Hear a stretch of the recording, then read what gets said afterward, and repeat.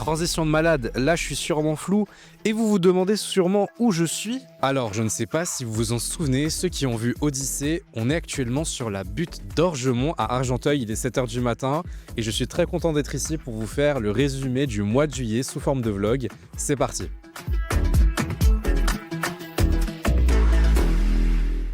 L'air est tellement pur. C'est un plaisir. Par où commencer? Eh bien, tout simplement, on va parler de tout ce que j'ai fait en termes d'activité durant le mois de juillet. Ça commence déjà par une petite journée, du moins une petite matinée à Disneyland. Quoi de mieux que de débuter un vlog de Ilyes Plus à Disneyland? Donc on va profiter et ça va très bien se passer, on va faire des attractions. Enfin, sapristi, tout ce monde pour la Tour de la Terreur, je suis pas sûr. Bon bah cette petite matinée, c'est une matinée comme une autre à Disney, bon bah ça m'a fait du bien, j'ai pu me balader, etc. C'est vraiment pas des blagues, hein. Les Walt Disney Studios le matin c'est blindé, des files d'attente, t'as peur, faut y aller l'après-midi, fin d'après-midi. Comme je vous l'ai dit, un jour peut-être je ferai un vlog spécial Disneyland, soit je le ferai le matin, soit je le ferai l'après-midi, soit le soir, soit 3 épisodes, on verra, je suis libre au niveau du format, mais en tout cas c'est quelque chose que j'envisage. Direction Disneyland Park pour la suite de la visite. N'est-ce pas grandiose? Un bon début de mois de juillet au soleil à Disney. Les gars, là je suis sur un mémorial, un lieu iconique de mes vidéos. Vous voyez cet endroit-là? C'est ici que je me suis posé et que j'ai fait mon interview de la partie 1 sur l'inauguration du château, pour celles et ceux qui ont vu la vidéo. J'étais posé ici, comme as, à 8 h du matin, il fallait que j'affronte le regard des gens plein de jugement et raconter toute mon histoire avec Disney. Et ça va faire 1 an bientôt. Je suis très nostalgique, hein. C'est comme là tout à l'heure, je me suis dit, mais attends Ilyes, ça va faire 6 ans que t'es passé annuel. Bien évidemment, qui dit mois de juillet dit week-end du 14 juillet. Et forcément, c'est le week-end que j'attends le plus durant toute l'année. C'est simple, je trouve que c'est un week-end beaucoup plus festif que le Nouvel An. Et donc ce week-end du 14 juillet, j'en ai profité pour faire un maximum d'activités. Et ça commence par une petite balade dans la nature. Je me suis rendu sur le plateau de Saclay avec Jordrey, c'est lui qui m'a proposé cette randonnée, pour faire un parcours de 16 km. Ce parcours de 16 km, je vous le montre, c'était hyper beau.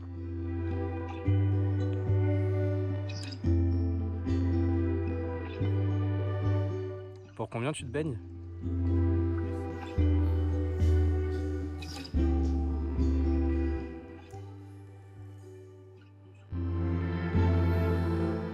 C'était hyper long, ça fait hyper mal aux jambes, je n'ai jamais fait un parcours aussi long, mais c'est quelque chose à faire et c'est une activité que je recommande à plein de gens en été, ceux qui restent sur Paris. Faites de la randonnée, il y a plein d'endroits à découvrir et je pense peut-être qu'il y aura une vidéo à ce sujet là aussi.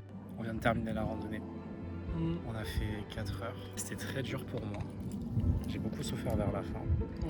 Mais c'était quand même cool. C'est pas ma randonnée préférée, mais parce que j'ai pas trop aimé les paysages. Enfin, ils étaient beaux, mais c'était pas aussi extraordinaire que quand je l'ai fait à Bailey. Mais par contre, c'est bien pour tout ce qui est cardio, endurance et tout, parce que c'est plutôt difficile. Il y a beaucoup de montées et de descentes. Ouais, beaucoup de montées et de descentes. Mais ça reste sympa. Après cette magnifique randonnée de 16 km où mes cuisses se sont frottées, j'ai eu des courbatures, j'avais hyper mal aux jambes, eh bien je me suis dit, Ilyes, tu vas te reposer? Bien sûr que non, parce qu'il était le temps de charger. J'ai récupéré mes potes et nous sommes allés au QG des feux d'artifice, j'ai nommé Saint-Germain-en-Laye. Bienvenue, un petit peu de voilà. Un peu de quoi? Mais fais attention que tu vas le dire. Hein. Un peu de préparation. Ah, okay. Alors Saint-Germain-en-Laye, pour moi, c'est le meilleur endroit pour observer un feu d'artifice le 13 juillet.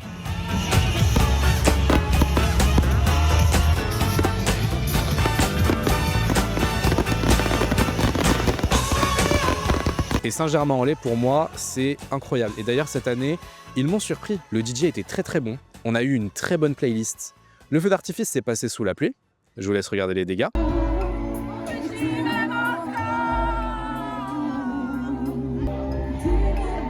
Ah, j'ai honte.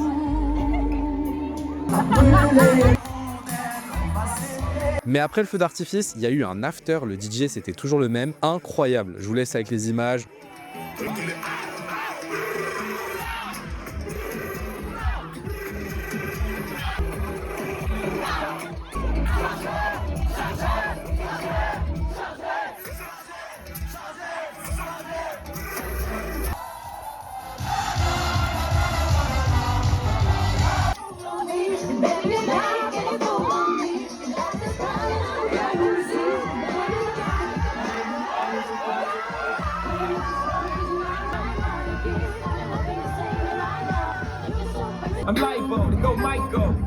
On a chargé, on est rentré hyper tard, je suis rentré à 3 h du matin.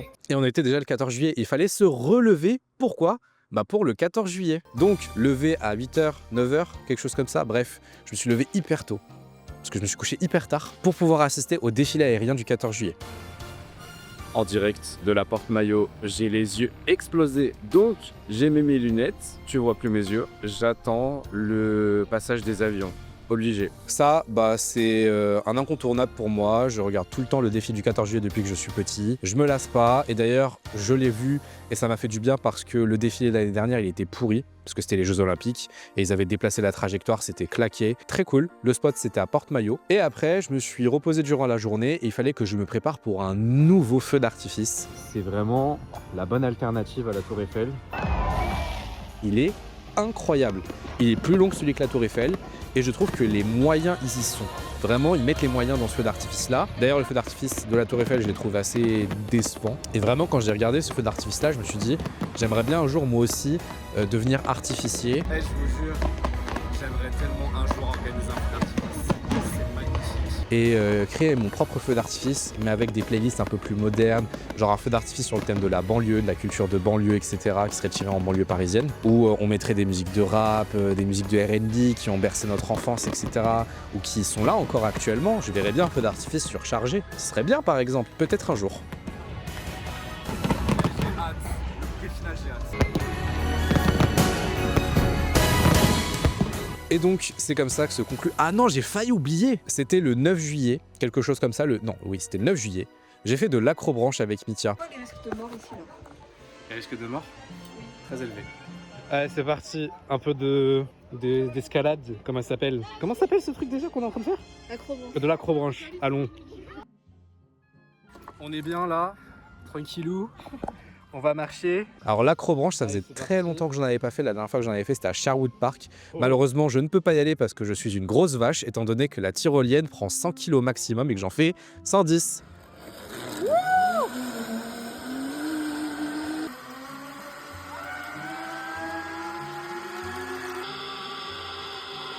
Mais c'est pas grave, je suis allé dans un autre acrobranche à Cergy, sur la base de loisirs. Et lui, par contre, bah, c'était cool. Au début, on a eu grave peur. On a fait un parcours de niveau 4, on l'a trouvé plus effrayant que les parcours de niveau 6, de niveau 8. J'avais oublié à quel point c'était physique. Mais voilà. Voilà, donc j'en ai fini avec les activités. On va passer à la suite du vlog. Vous l'avez reconnu, juste derrière moi, c'est la défense. On va parler de travail, donc on va dire que c'est un peu raccord. Je suis tombé malade pendant le mois de juillet. J'ai eu un rhume, j'avais le nez bouché, j'avais mal à la tête et j'avais du mal à dormir. Et certes, ce sont des symptômes qui sont pénibles, puisque vraiment j'ai accumulé une dette de sommeil qui ne cesse de s'aggraver. Vous voyez, il y a la dette de la France, et ben moi il y a ma dette du sommeil, c'est exactement la même chose, je ne fais que de m'enfoncer dans ma dette. Mais la seule chose que j'ai retenue de positif, et c'est là où je vais en parler, c'est que pendant que j'étais malade, bah, mes muscles ils étaient tout mous. Ce qui est en réalité un symptôme, bah ça m'a fait énormément de bien. Et ça m'a montré une chose, eh bien, c'est que je suis en permanence tendu. Et en réalité, le fait que je sois stressé, c'est lié à la situation dans laquelle je suis actuellement. Pour celles et ceux qui n'ont pas vu le vlog précédent du mois dernier, je suis passé freelance le 2 juin. Et le fait d'être freelance, ça procure énormément de satisfaction en termes de liberté, en termes de choix, etc. Mais le problème, c'est que depuis le 2 juin, je vis que sur mes économies. Ça commence à devenir compliqué. Et en fait, ce qui est stressant pour moi, c'est de trouver des clients. Eh bien, ça procure du stress. Et le fait de ressentir mon corps totalement relâché, ça m'a procuré un bien tellement fou que même après avoir guéri, j'étais vraiment dans une phase où, bah Ilyes, vas-y, on s'en fout de ce qui va t'arriver. Enfin, c'est un peu imprudent la manière dont je le dis. Je me suis dit, Ilyes, concentre-toi sur ce qui se passe maintenant et arrête de trop penser au futur parce que ça t'angoisse et ça te stresse. Mais le fait de tomber malade et de se relâcher et au point où ton corps est totalement détendu et que ça m'a fait du bien finalement, un symptôme de maladie qui me fait du bien, ce n'est pas normal. Et là où je vais en venir, c'est que en termes d'avenir professionnel, je me rends compte que le domaine du design, de la direction artistique, du graphisme, c'est un domaine qui demande beaucoup de force mentale. Et pour devenir freelance, il faut malheureusement, je ne dirais pas malheureusement ni heureusement, mais dans mon cas, c'est malheureux puisque je n'ai pas d'argent. Malheureusement, il faut investir. Et cet argent-là, bah, comment je le crée? C'est donc pour ça donc très récemment, je me suis fixé un objectif, c'est qu'en septembre, je retrouve un travail. Et justement, ce travail que je cherche, je ne veux pas que ce soit un travail qui soit en lien direct avec la direction artistique, le graphisme, la photo et la vidéo. Alors oui, vous allez me dire, mais Ilyes, c'est bête. Mais très honnêtement, il y a d'autres métiers qui m'intéressent. Comme je vous l'ai dit, j'aimerais bien tirer un feu d'artifice, mais il y a d'autres métiers qui m'intéressent et j'aimerais faire un petit break avec la direction artistique. C'est un domaine qui m'a fait tellement du mal, et peut-être que ce que je suis en train de dire va me porter préjudice un jour si jamais des recruteurs cherchent à travailler avec moi, ou des clients. Mais sachez que la direction artistique et le graphisme, c'est quand même des métiers qui me passionnent. Il y a toujours cet aspect. En fait, dans mon métier, comme je l'ai dit dans la vidéo de Sound Content, j'espère que vous l'avez vu d'ailleurs, j'en parlerai plus tard. Dans cette vidéo-là, j'explique bien que ce qui me plaît dans mon métier de directeur artistique, c'est que je peux apporter quelque chose. Et le fait de faire des photos, faire des vidéos, faire des identités visuelles, ça me fait kiffer. Mais ça me fait kiffer parce que je sais que ça va apporter quelque chose à quelqu'un. C'est touchy la manière dont je le dis. Ça peut vraiment me porter préjudice. Mais pour revenir à ce que je disais, j'ai envie d'exercer un métier, en plus du métier de directeur artistique, qui n'a strictement rien à voir. Et pour celles et ceux qui le savent, pour le peu de personnes à qui j'en ai parlé, il y a un métier qui me trotte dans la tête depuis environ 2 semaines. Et j'avoue, je suis aux aguets et dès qu'une offre correspondra à ce que je recherche, j'hésiterai pas à postuler. Et il est possible que je fasse une reconversion professionnelle. C'est pas vraiment une reconversion professionnelle parce qu'en soi, la formation, elle est courte, mais c'est un métier qui m'intéresse. Mais en tout cas, voilà. C'est quelque chose que j'ai envie de faire et ça me permettrait de faire un petit break avec la direction artistique et de retrouver la passion que j'avais de base pour la direction artistique, le graphisme, parce que vraiment, à force d'avoir été dans des positions d'exécution, je prenais plus vraiment de plaisir à être directeur artistique. Là, en freelance, j'ai repris goût. Ça m'a fait plaisir de faire des projets en direction artistique pour San, pour Mélissa. Mais j'aimerais bien que ce soit un plaisir continu et pas simplement un travail. C'est peut-être pour ça, finalement, que j'arrive pas à trouver un taf. Finalement, c'est peut-être tout simplement parce que j'y mets pas de cœur. Je sais pas. En tout cas, voilà. Une simple maladie m'a fait prendre conscience que j'ai encore beaucoup de chemin à parcourir et que j'ai encore des terrains de réconciliation à aborder avec la direction artistique et que le freelance, eh bien, c'est un long chemin, ça se construit de jour en jour. Et s'il faut que je retourne travailler, je retournerai travailler. Mais si je retourne travailler, ce ne sera pas forcément direction artistique. Bien évidemment, je postule dans ce domaine-là. Encore une fois, ce que je dis, ça peut me porter à préjudice, mais à un moment donné, j'ai envie de dire ce que j'ai envie de dire. Et tant pis, de toute façon, je n'ai jamais su parler avec les entreprises. En tout cas, quand je faisais des entretiens, j'ai toujours été nul. J'aime bien m'exprimer de manière spontanée et je suis pas une personne parfaite. Mais en tout cas, le domaine dans lequel je cherche actuellement et le métier, le fameux métier qui m'intéresse, j'attends. Et ça n'a rien à voir avec la direction artistique, mais encore une fois, ça me ferait kiffer d'exercer ce métier-là en plus d'être directeur artistique. Même si ça va demander beaucoup d'énergie. Et vraiment, si je dois être directeur artistique, dans le fond, c'est en étant freelance, en ayant ma propre affaire et que ça tourne. Encore une fois, le salariat en direction artistique, j'en parlerai, ça fait pas bon ménage dans la plupart des cas. Sur ce, on va passer au projet actuel et futur.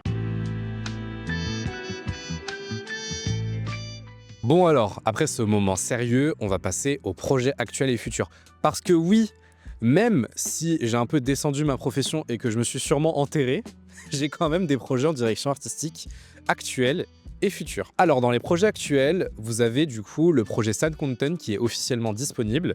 Mélissa s'est officiellement lancée le 7 juillet, le projet s'est terminé il y a quelques jours et la vidéo est sortie hier, que je vous invite à voir d'ailleurs si vous souhaitez savoir comment je travaille en tant que directeur artistique. Parce que oui, je sais, j'avoue, la manière dont j'en ai parlé avec beaucoup de nonchalance et de distance là dans cette vidéo-là, ne croyez pas que je suis une personne négligente quand je travaille. Bien au contraire, je mets énormément de soin dans mon travail et c'est pour ça que je vous invite à regarder la vidéo pour voir la manière dont je travaille et ce que je peux produire pour une personne. Vous avez le vlog qui est sorti aujourd'hui et dans 2 semaines, vous aurez l'épisode 2 du podcast. Alors oui, c'était un pilote. Officiellement, j'ai eu 5 streamers et plus sérieusement, en soi, ça me dérange pas tant que ça au niveau des streams. Je me dis que c'est pour plus tard.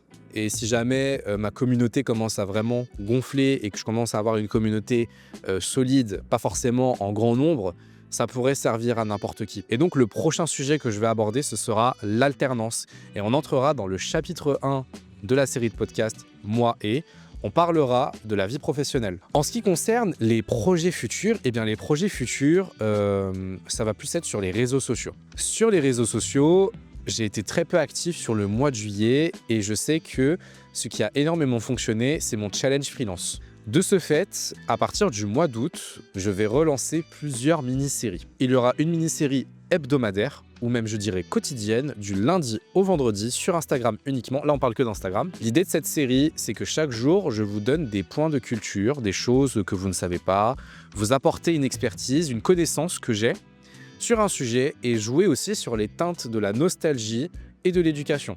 J'en dis pas plus. J'ai hâte de vous montrer. Ensuite, j'envisage une deuxième série un peu plus courte qui sera présente, je crois, une fois par semaine, où là, je vais essayer de dénicher des perles sur LinkedIn. Vous connaissez les perles du bac? Et ben moi, j'ai envie de faire les perles de LinkedIn. Je vais vous montrer des offres d'emploi absolument lunaires pour vous montrer à quel point le domaine dans lequel je travaille, il est rude.